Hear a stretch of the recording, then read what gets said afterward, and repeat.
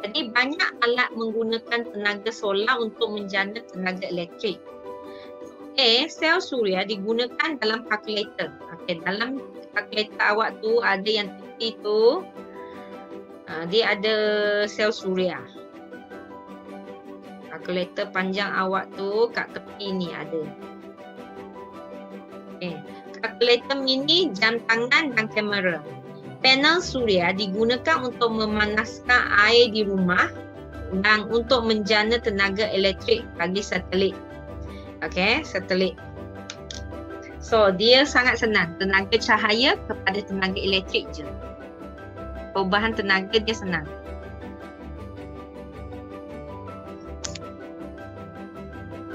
Ada masalah? Ada. Okey, seterusnya. Jadi, mekanisme dia, cahaya dalam sinaran matahari diserap oleh sel suria dalam panel suria. Panel suria ni menukarkan cahaya kepada tenaga elektrik. Jadi, dia dari tenaga cahaya kepada tenaga elektrik.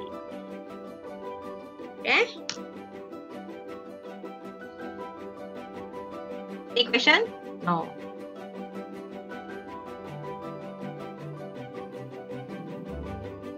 Next. So hari ni kita lebih boring sikit sebab dia banyak ada fakta, tak ada pengiraan. Kalau kira-kira cikgu boleh stop sekejap awak kira. Kalau yang ini topik satu ni kena habiskan dulu, barulah kita boleh buat latihan. Stesen jana kuasa tenaga ombak, dia gunakan ombak. Sumber tenaga yang boleh diperbarui, katanya tenaga ombak. Macam mana dia berfungsi, kita tengok dia daripada tenaga keupayaan graviti kepada tenaga kinetik dan kepada elektrik. First, udara ditolak.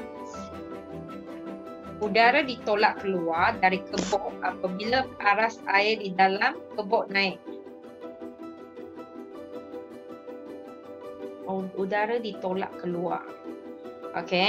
So aliran udara yang pantas memutarkan turbin. Macam angin lah. Jadi tenaga keupayaan graviti first kepada tenaga kinetik. Cikgu tulis Jadi udara ditolak keluar apabila aras di dalam kebok naik. Jadi ini tenaga keupayaan graviti. Lepas tu aliran udara pantas memutarkan turbin. Ini tenaga kinetik. Penjana diputarkan untuk menghasilkan tenaga elektrik. Ada masalah?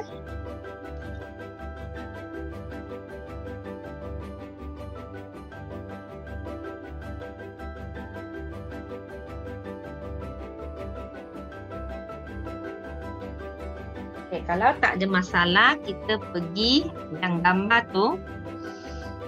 Yang ni.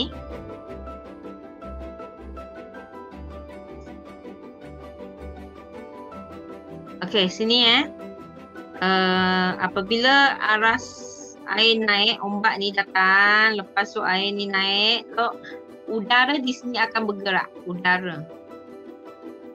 Udara termampak bergerak melalui turbin. So lepas tu air naik dan turun di dalam kebok. So ini ombak datang, air ni naik, jadi udara ditolak. Jadi udara ditolak, turbin akan berputar. Jadi ini ialah tenaga keupayaan graviti. First ni tenaga keupayaan graviti, lepas tu tenaga kinetik, lepas tu tenaga elektrik. Penjana ni tenaga elektrik dihasilkan. Jadi ini ialah tenaga ombak.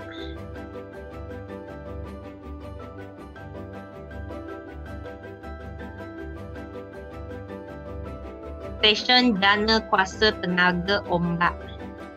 Ini you semua kena tahu sebab ini semua berlaku untuk menghasilkan tenaga elektrik. Jadi you must know because this one every day you use it.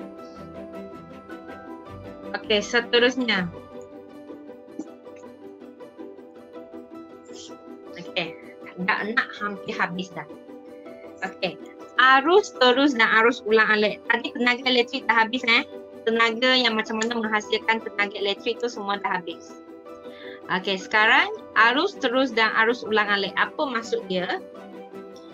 Raja di bawah menunjukkan peta pokok bagi arus elektrik. Arus elektrik dibahagikan kepada dua jenis, iaitu arus terus ataupun kita tulis AT dan arus ulang-alik AU. Dua jenis AU ataupun AT. Kalau arus terus, arus elektrik yang mengalir dalam satu arah sahaja. Highlight siapa yang ada print out boleh highlight. Kalau arus ulang-alik, arus elektrik yang alirannya berubah-ubah secara berterusan. Okay, alirannya boleh ke kiri, ke kanan, ke atas, ke bawah. Boleh ulang-alik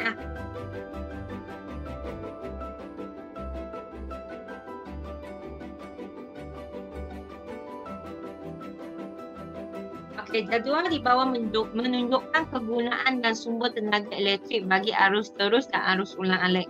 Sumber dia, okay. Arus terus, bateri, akumulator, sel suria.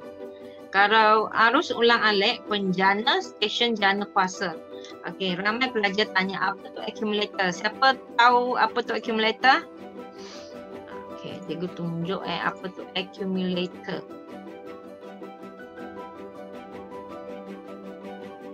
Accumulator. Video. Image.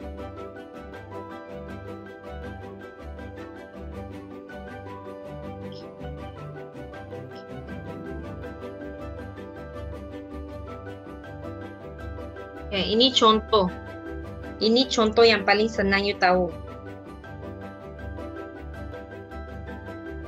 Accumulator.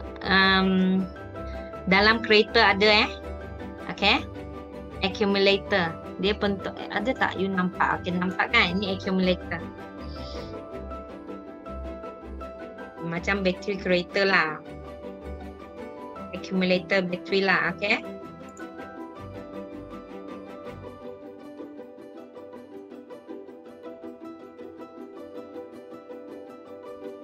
Everyone.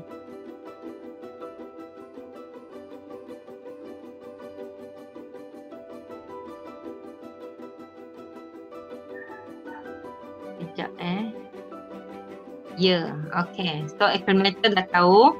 Jadi awak kena tahu contoh sumber-sumber dia. Contoh dan sumber dia kena tahu. Jadi arus terus. Okay. Sekejap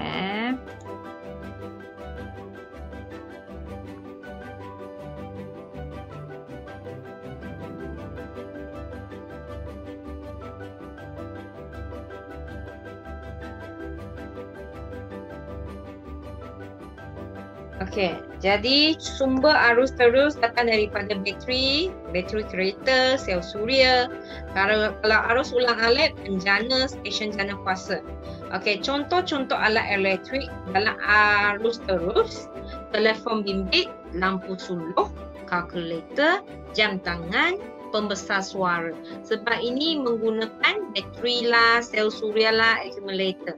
Jadi you tengok apa alat yang gunakan bateri, accumulator dengan sel suria, dia ialah arus terus. Jadi contoh-contohnya you pun tahu. Okey, arus ulang-alik, pendingin hawa, pengering rambut, ketuhar, gelombang mikro, pembakar roti, setrika, peti sejuk. So ini gunakan elektrik rumah. Jadi you pun tahulah contoh-contoh alat dia. Okey? Any question?